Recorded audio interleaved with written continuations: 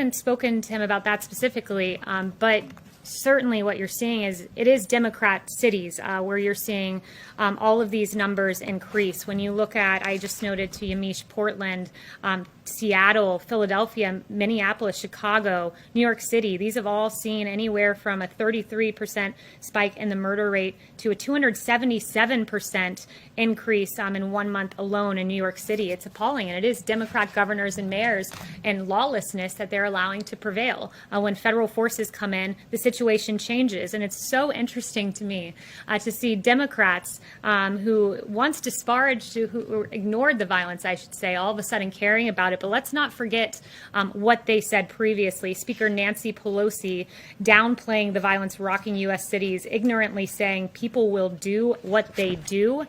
Jerry Nadler, when asked about Antifa, he said that was a myth that's being spread around Washington, D.C. It's not a myth. In fact, an Antifa individual took the life of an innocent Trump supporter in Portland. You have Rep. Ayanna Pressley saying that she wanted unrest in the streets. Chris Cuomo saying, show me where it says protesters are supposed to be peaceful. I'll give you an idea, Chris, it's the Constitution.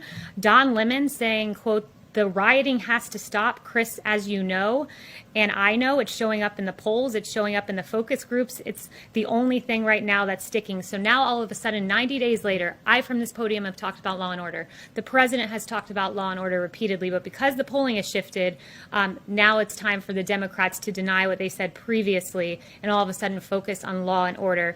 I'll leave you with this. That's like the arsonist blaming the firefighter.